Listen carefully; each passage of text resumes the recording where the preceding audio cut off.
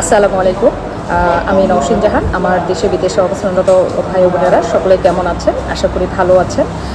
সকলের উদ্দেশ্যে, বিশেষ করে বাংলাদেশের ব্যাংকিং সেক্টরের আমার প্রিয় ভাই ও বোনদের উদ্দেশ্যে আমি কিন্তু কয়েকটা গুরুত্বপূর্ণ পরামর্শ দেব। সেটি হচ্ছে, আপনারা যখন আপনাদের কষ্ট অর্জিত টাকাটা কোনো ব্যাংকে রাখার চিন্তা করবেন, তখন অবশ্যই সে ব্যাংক সম্পর্কে, সে ব্যাংকের লিকুইড সম্পর্কে, সে ব্যাংকের অবস্থান সম্পর্কে খোঁজ খবর নেবেন। আর দ্বিতীয় ধাপে যেটা করবেন সেটা হচ্ছে, কোনো একটি ব্যাংকে আপনার সঞ্চিত সম্পূর্ণ টাকা রাখবেন না। এতে হয় কি, বর্তমান তো আপনারা দেখতেছেন, জানতেছেন যে সম্মিলিত ইসলামী ব্যাংক নামে যে 5টি ব্যাংক নিয়ে যে নাটক শুরু হয়েছে, যে গ্রাহক হয়রানি হচ্ছে, যে প্যারেশানি হচ্ছে, এটা তার জ্বলন্ত উদাহরণ। কারণ এখানে যারা সিনিয়র সিটিজেন, তাদের সারা জীবনের কষ্ট অর্জিত অর্থ টাকা রেখে আজকে ব্যাংকের দ্বারে ঘুরতেছে, ব্যাংক কর্তৃক হয়রানি প্যারেশানির শিকার হচ্ছে আজকে। সুতরাং আমি বলবো যে আপনারা আপনাদের কষ্ট অর্জিত আমানত রাখার ক্ষেত্রে ব্যাংক সম্পর্কে খুব ভালোভাবে খোঁজখবর নেবেন। দ্বিতীয় কথা, আপনারা কোনো একটি ব্যাংকে সম্পূর্ণ টাকা রাখবেন না, ভাগ ভাগ করে কয়েকটি ব্যাংকে রাখুন। আর আরও একটি গুরুত্বপূর্ণ কথা হচ্ছে, সেটি হচ্ছে আপনার আমানতের টাকা যখন এফডিআর সিস্টেমে রাখবেন, সিস্টেমগুলো হবে শর্ট টার্মের জন্য, মুনাফা কিছুটা কম হোক, সেটা যেন লং টার্মের জন্য না হয়, সেটা যেন না হয় 1 বছরের জন্য, 3 বছরের জন্য, 5 বছরের জন্য।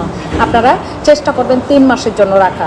কেননা ব্যাংকিং সেক্টরে যখনই কোনো আপডেট শুনবেন, তখনই আপনারা ডিসিশন নিতে পারবেন সেটাকে উঠিয়ে নেওয়ার। কিন্তু লং টাইমের জন্য যখনই সেটাকে ব্লক করে রাখবেন, আপনি তখন হয়রানি প্যারেশানির শিকার হবেন।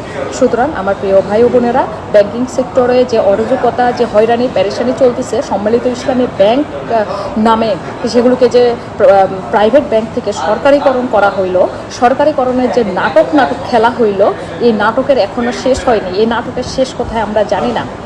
এগুলোকে আবার ব্যাংক রেগুলেশন অধ্যাদেশ আইন পাশের মাধ্যমে সেগুলোকে আবার পূর্বের মালিকদের কাছে ফিরিয়ে দেওয়ার বা মালিকানা হস্তান্তরের, সরকারি থেকে প্রাইভেট মালিকানার দেওয়ার ক্ষেত্রে একটা আলাপ আলোচনা চলতেছে বা গুঞ্জন চলতেছে।